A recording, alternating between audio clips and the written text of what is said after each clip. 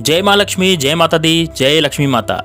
हे माता, जो भी मेरे वीडियो को पूरी तरह देखे और पूरी तरह से लाइक करता है, आप उसके जीवन में खूब तरक्की करना और उसके जीवन में खूब पैसों की बारिश करना। दोस्तों, आज मैं फिर से एक बहुत ही सुंदर सी वनस्पति के बारे में आपके सामने लेकर आया हूँ। जिस वनस्पति के बारे में बात करने वाला हूँ बहुत ही सिंपल सा और आप सभी के एरिया में लगभग ये पाया जाता होगा।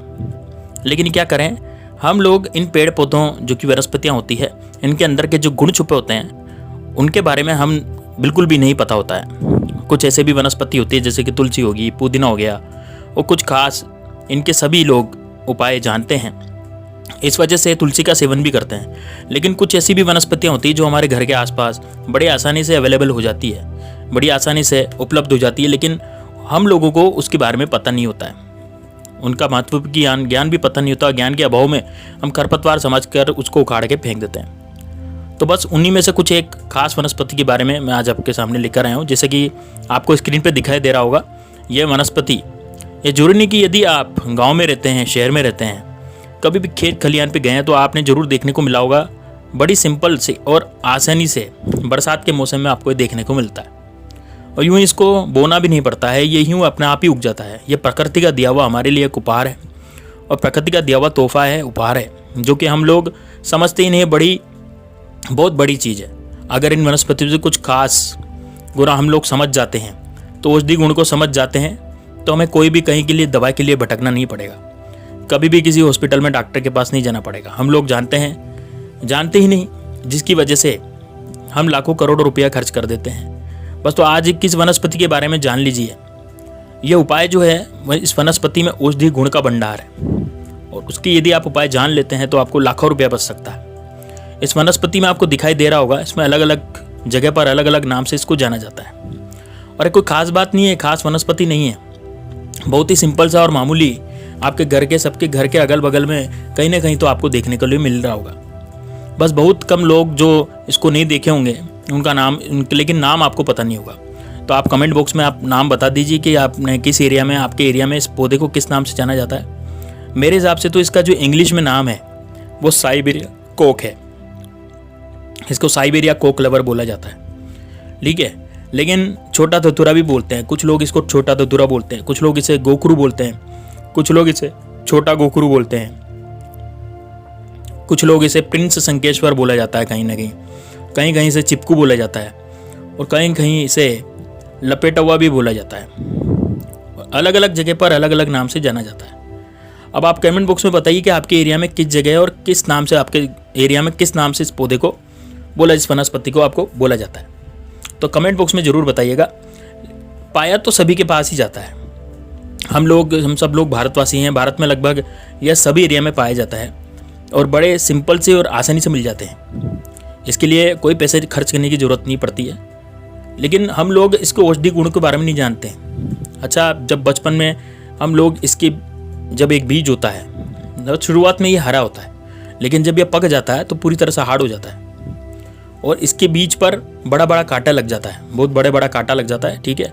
और बचपन में हम लोग जब स्कूल से वापस आते थे तो कहीं पर ये मिल जाता था, तो इस तोड़कर इसके बाल में यूँ कपड़े पर यूँ ही फेंक दिया करता था।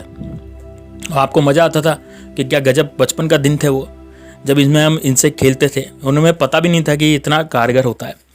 कभी कभी इसे कंघी वाला पौधा भी कहा जाता था, क्योंकि इसके कंघी जैसे कुछ लोग मजाक बनाते थे। मजाक में बच्चे से कंघी करने का काम भी करते थे। और क्योंकि इसमें बड़े बड़े कांटे लगे रहते हैं, नुकीले रहते हैं, अगर इतने बड़े कांटे रहते हैं कि जोर से धस दिया जाए ना तो थोड़ा सा चोटिल भी कर सकते हैं। इस वजह से इसको अनेक प्रकार के नाम से और अलग अलग जगह पर अलग अलग नाम से जाना जाता है, ठीक है। तो बालों में फेंक दें, जैसे पूरा बाल में चक्कर कर देता है, पूरे बाल एकदम चकरा देता है, पूरे बाल में चिपक जाता है। तो बचपन में सभी लोगों ने इसके खेल में बहुत छोटा धतूरा, इसके बोलते हैं छोटा धतूरा। छोटा धतूरे की तरह दिखने वाला होता है, इसलिए इसको छोटा धतूरा बोलते हैं। और इसके बीच बीच पे कांटे लगे रहते हैं। और इसका जो पत्ता है, जो फल है, तना है, जड़, हर तरीके से, मतलब में जितना भी चीज़ है इसका सब का सब औषधि के रूप में काम आता है। औषधि का भंडार इसमें भरा हुआ है, लेकिन हम लोग जानते ही नहीं हैं। तो चलिए आज की वीडियो में हम इस छोटा धतूरा, जिसे कि छोटा गोखरू भी बोलते हैं, इसे चिपकू भी बोलते हैं, इसे लपटा हुआ भी बोलते हैं, तो इसका जो भी अनेक प्रकार की औषधि गुण हैं, आखिर किस प्रकार की बीमारी में कैसे हम लोग उसे करेंगे, तो एक एक करके जान लेते हैं, ठीक है। तो चलिए हम लोग शुरू करते हैं। तो पहला नंबर जो है, पहला नंबर का जो उपाय जो है वो है गंजेपन में। तो आप बहुत से लोग क्या है, गंजेपन की समस्या बहुत से लोगों को होती है। आजकल बहुत सारे लोगों को गंजे की समस्या होती है, गंजापन हो जाता है। गंजेपन मतलब आजकल यदि देखा जाए तो ये समस्या बहुत ज़्यादा आम हो गई है, गंजेपन की शिकायत हो गई है। कम उम्र में ही होना शुरू हो जाती है आजकल, कम उम्र में ही बाल गिरना शुरू हो जाता है, जिसकी वजह से लोग जो है मुश्किल से 30 साल तक जाते जाते कितने लोग गंजे होते जा रहे हैं। जो कि बहुत ही सिंपल और सरल सा उपाय करके आप अपने गंजेपन को इसमें दूर कर सकते हैं। आपके जो गंजे सिर है उस पर बाल आ सकते हैं। तो इसके पत्ती, इसकी इसमें पत्तियां काम आएगी। इसके पत्तियों को क्या करें, आप पीस लें और अच्छी तरह से कूट पीस लें। और कूट पीस करके इसका जो पेस्ट है आप मेहंदी की जैसे मेहंदी के जैसे अपने सर पे लगा लेते हैं। तो जहाँ भी गंजा वाला स्थान होता है उस स्थान पे लगाते हैं। तो 1 महीने में आपको जाते जाते इसका प्रभाव देखना शुरू हो जाएगा। 1 महीने बाद ही आपको वहाँ पे बाल निकलना शुरू हो जाएंगे। लेकिन इस उपाय को नहीं कर पाए, इसके लिए दूसरा असरदार उपाय है। सबसे पहले क्या करें, इसके पत्तियों को लेना है, ताज़ा हरी पत्ती ले लें, ठीक है। और ताज़ा हरी पत्तियाँ लेनी है और उसको आप इस घर में मस्टर्ड ऑयल होता है, मस्टर्ड ऑयल यानी कि सरसों का तेल होता है, और नारियल तेल, कोई सा भी तेल हो, मतलब जैसे कि कोई सा भी तेल हो, आप उसमें जो भी आप अपने सर पे लगाते हो वो वाला तेल भी आप ले सकते हैं। चाहे आप सरसों का तेल लगाते हैं, मस्टर्ड ऑयल लगाते हैं, नारियल तेल लगाते हैं, जो भी आप सर पे लगाते हैं, उस तेल में क्या करना है, इस पत्तियों को डाल देना है और पत्तियों को उबालना है। और उबाल करके जितना तेल डाला था ना आपने, उतना ही तेल बच जाए, बस जितना तेल लिया था उतना ही तेल बच जाए। और उबालने के बाद उसको ठंडा कर लें। ठंडा करने के बाद जहाँ पर आपका गंजापन वाला स्थान है, गंजेपन वाली जगह, वहाँ पे आप इसको लगाएं। यकीन मानिए दोस्तों, कुछ ही दिनों में इसका परिणाम बहुत ही ज़बरदस्त आएगा। इसके साथ साथ एक और उपाय आपको बताते हैं, आप कर सकते हैं। अगर किसी के बालों में बहुत ज़्यादा जू पड़ जाती है, ठीक है, जू पड़ जाती है, बहुत ज़्यादा पड़ जाती है, बहुत ज़्यादा परेशान रहते हैं और बालों में जो है खुजली होने लगती है, सिर में खुजली होने लगती है, तो आप इसके तेल को यदि उसके बालों में लगा देते हैं तो उसकी जू यूं ही खत्म हो जाती है और आपका बाल जो है वो भी बिल्कुल फ्रेश हो जाएंगे, बहुत ही नरम और मुलायम बाल हो जाएंगे और दिन भर बैठकर जो खुजली करते रहते हैं इस प्रकार की समस्या नहीं रहती है। इसके साथ ही जो तेल है बहुत ही चमत्कारी है और बहुत ही ज़्यादा गुणकारी है। अगर आपके शरीर में कहीं पर भी जोड़ों का दर्द है, जोड़ों में दर्द बना हुआ है या कहीं पर दर्द हो रहा है, तो आप इसके तेल को वहाँ पर लगाएं, इसके तेल को वहाँ पर लगाएं और मालिश करें। मालिश करने से उस जगह का दर्द धीरे धीरे क्या करता है, धीरे धीरे खत्म हो जाता है। यानी जोड़ों का दर्द, यानी गठिया की जो बीमारी होती है, जोड़ों का जो दर्द होता है, बहुत सारे लोगों की यह मुसीबत होती है कि उनके जोड़ों की दर्द जो है वो रहता है। तो धीरे धीरे मालिश करते रहें जहाँ पर भी दर्द हो रहा है वहाँ पर, तो इस तेल से वो पूरा का पूरा जोड़ों का दर्द गायब हो जाता है, दर्द जो भी भरेगा, ठीक है। तो दूसरा नंबर का जो असरदार तरीका है, जो इसके पत्ते होते हैं ना, वो फोड़े फुंसी के लिए भी बहुत ज़बरदस्त काम करते हैं। तो फोड़े फुंसी हो जाते हैं, फोड़े फुंसी बहुत ही लोगों को साफ़ सफाई में इतना ध्यान नहीं रखते हैं, तो आजकल साफ़ सफाई का काफ़ी अच्छा खासा ध्यान रखा जाता है, इस वजह से बहुत कम फोड़े फुंसी होते हैं। लेकिन जब फोड़े फुंसी फिर भी हो जाते हैं, जैसे पूरे बच्चे भर जाते हैं फोड़े फुंसी से, बड़ों को भी हो जाते हैं फोड़े फुंसी, तो साफ़ सफाई नहीं होती, उसकी वजह से होते हैं। लेकिन अगर थोड़ा फोड़ा फुंसी किसी को हो जाता है तो बहुत ही सिंपल सा उपाय हम आपको बताने जा रहे हैं। आपको क्या करना है, आपको एक जड़ लाना है इसका, इस पौधे को पूरा उखाड़ लेना है, पूरा उखाड़ करके एक पेड़ पूरा उखाड़ लें, एक पेड़ पूरा उखाड़ लें और इसको ला करके इसकी जो जड़ है वो तोड़ लें, जड़ निकाल लें और 3-4 पत्तियों को लेकर आप इसकी मिक्सर या सिलवट या सिल्लोड़ा होता है, उससे क्या करना है, आपको उसका एक पेस्ट तैयार करना है। पेस्ट तैयार करके इसको पीस के पेस्ट बना लेना है और उस पेस्ट को बना करके जहाँ भी आपका फोड़ा फुंसी हुआ है उसी जगह पर आपको लगाना है, ठीक है। तो बस क्या होता है कि यूं ही 3-4 दिन में आपका फोड़ा फुंसी जहाँ पर ख़त्म हो जाता है, बिल्कुल भी आपका फोड़ा फुंसी वहाँ पर नहीं रहता है। अब जैसे जिसको शुगर की बीमारी है, शक्कर की बीमारी है, शुगर हो जाता है, तो अगर उसका पूरा फुंसी अगर हो जाता है तो वो जल्दी ठीक नहीं होता, क्योंकि उसको शुगर की बीमारी है तो वो जल्दी ठीक नहीं होता। लेकिन उस प्रकार के व्यक्ति पर यदि ये तेल लेकर के थोड़ा भी समय लगा लिया जाए तो 100% उसका फोड़ा फुंसी जो समस्या है वो खत्म हो जाता है। नंबर 3 उपाय जो है वो है चेहरे पर जो झुर्रियाँ पड़ जाती है, जैसे आंखों के नीचे किनारे किनारे पर जो झुर्रियाँ पड़ने लगती है, झाइयाँ आने लगती है, पिंपल हो जाते हैं, तो आप इसका उपाय कर लें। बस कुछ ही नहीं, पिंपल जो भी आपका पिंपल है या फिर जो झाइयाँ हो गई हैं वो सब आपका खत्म हो जाएगा। जैसे आप इनके लिए क्या करते हैं, अलग अलग क्रीम लगाते हैं, है ना, जैसे काला धब्बा हो जाता है, झाइयाँ होती हैं, इसको झाइयाँ बोलते हैं, आंखों के नीचे काले गड्ढे पड़ना, झाइयाँ होना। तो ये झाइयाँ जो है आपको क्या करना है, इसका फल निकालना है। इसका फल होता है, इसका फल निकालना है, कांटे टाइप का होता है। तो शुरुआत में तो हरा दिखता है, लेकिन जब पक जाता है तो ये क्या नाम से, ये कांटे वाली यानी कांटे वाला हो जाता है। तो आपको कच्ची फली तोड़ लेनी है इसकी, तो इसका कच्ची फली को तोड़ना है और कच्चा वाला फली को इसकी जो पत्ती है उसको भी तोड़ लेना है। यानी इसकी जो कच्ची फली और पत्ती दोनों को तोड़ लो और उसको पीस लो। पीस करके सिलवट्टे मिक्सर में घुमा के पीस लें और पीस करके जहाँ भी आपकी झाइयाँ हैं, धब्बे वाले स्थान हैं, चेहरे पर जहाँ भी झाइयाँ हो रही है, धब्बे वाले स्थान है, वहाँ पर आप इसको लगा ले। लेकिन आपको ध्यान रखना आँखों के नीचे तो लगाना, लेकिन आँख को बचा करके।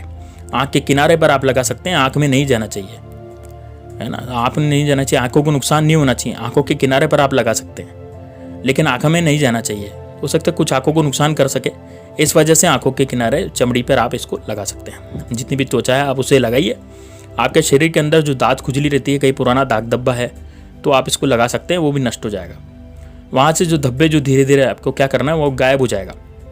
मूत्र विकार में भी बहुत ज़्यादा ज़बरदस्त काम करता है। जिस व्यक्ति को मूत्र विसर्जन में बहुत ज़्यादा परेशानी आती है, जैसे मूत्र विसर्जन करते समय उसको जलन होती है, कुछ अनेक प्रकार की परेशानी होती है, तो इस तरह का उपाय कर सकते हैं। ठीक है, तो क्या करना है कि जैसे इसका पंचांग बनाना है। पंचांग क्या होता है? पंचांग होता है फल फूल पत्ती जड़ तना।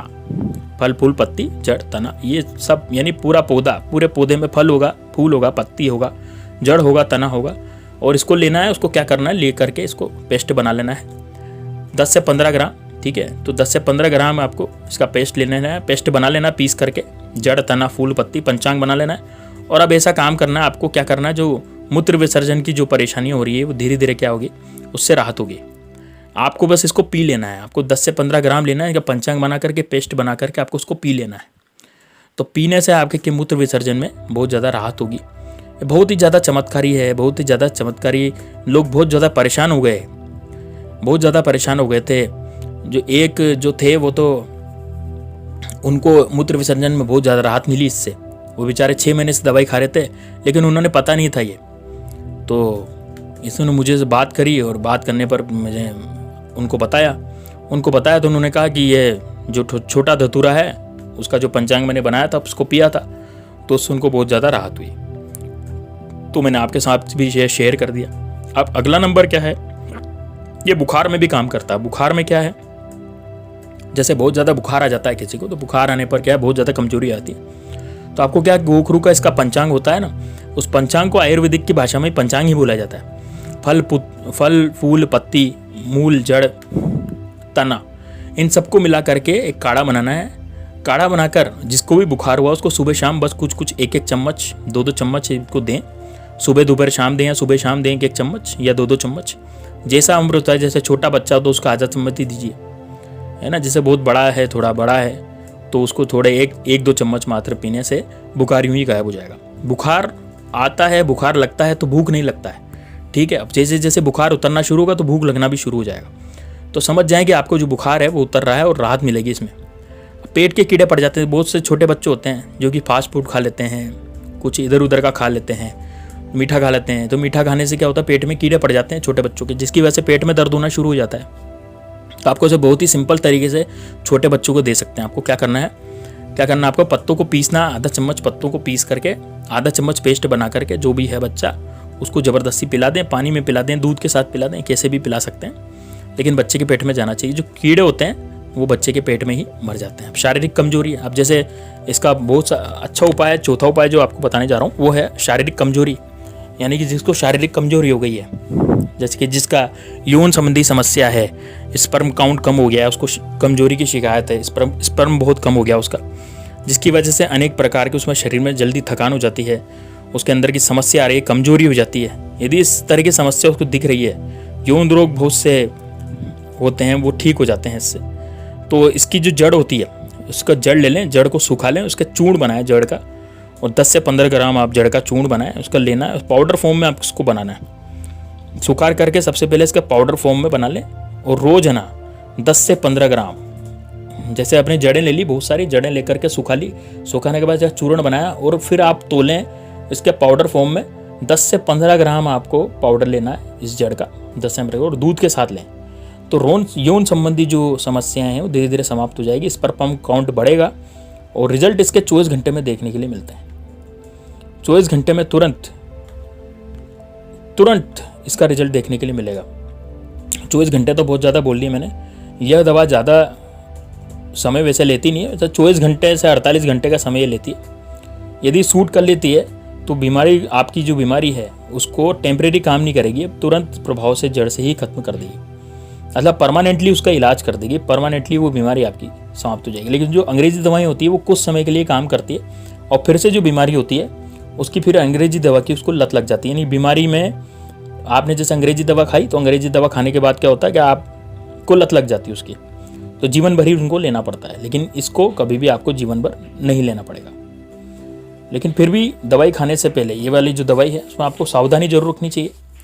इस दवाई को खाने से पहले आयुर्वेदिक दवा जो है उसका फ़ायदा तो मिलेगा मिलेगा, लेकिन आप अपने आयुर्वेदिक डॉक्टर से इसका सलाह जरूर ले लें, एक बार उसके सलाह से लें।